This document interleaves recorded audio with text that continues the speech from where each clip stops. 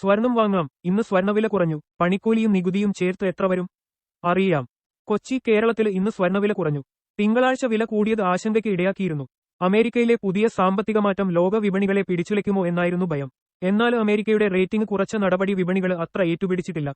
അതുകൊണ്ടുതന്നെ വലിയ മുന്നേറ്റം സ്വർണ്ണവിലയിലുണ്ടായില്ല. പകരം ചാഞ്ചാട്ടമാണ് കാണിക്കുന്നത്.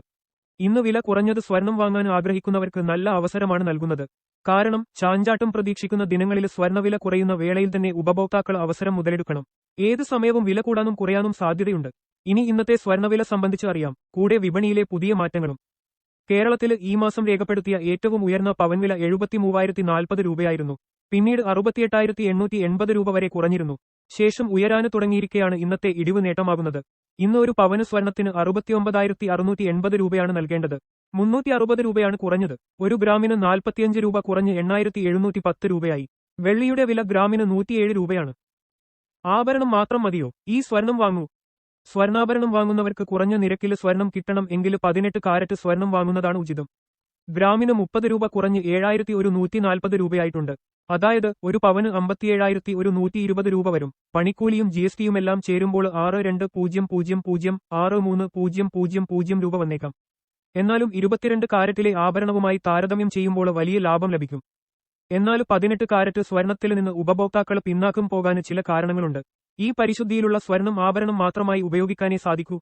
സാമ്പത്തിക പ്രതിസന്ധി വന്നാൽ പണയം വയ്ക്കാൻ പറ്റില്ല.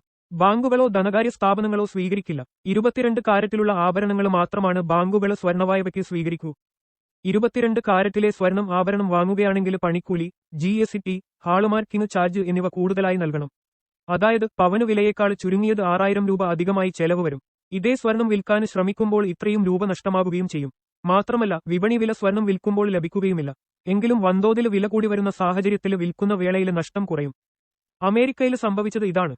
അമേരിക്കയുടെ റേറ്റിംഗ് കഴിഞ്ഞ ദിവസം മൂഡിസ് താഴ്ത്തിയിരുന്നു. AA എന്ന ഗണത്തിൽ നിന്ന് AA1 എന്ന നിരക്കിലേക്കാണ് താഴ്ത്തിയത്. ഇത് അമേരിക്കയുടെ സാമ്പത്തിക ഭദ്രതയെ ചോദ്യം ചെയ്യുന്ന നടപടിയാണ്. റേറ്റിംഗ് കുറച്ചതോടെ നിക്ഷേപകർ അമേരിക്കന് വിപണി വിട്ട് മറ്റു വിപണികളേക്ക് കയറുമെന്ന് പ്രതീക്ഷിച്ചു.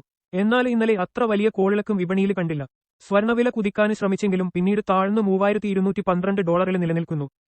ഡോളറിന് മുന്നേറ്റം നടത്താൻ സാധിക്കാത്തതാണ് വിപണിയിൽ അമേരിക്കക്ക് തിരിച്ചടിയായ ഒരു ഘടകം.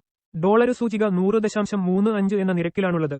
രൂപയുടെ വിനിമയ നിരക്ക് 85.44 എന്ന തോതിലാണ്. അമേരിക്കൻ ഡോളർ മൂല്യം ഇടിഞ്ഞാൽ സ്വർണ്ണവില കൂടും. ഇതാണ് സ്വർണ്ണവിപണിയും ഡോളറും തമ്മിലുള്ള ബന്ധം. അതേസമയം ക്രൂഡ് ഓയിൽ വില ചഞ്ചാടി ബാരലിന് $65 എന്ന നിരക്കിലാണുള്ളത്.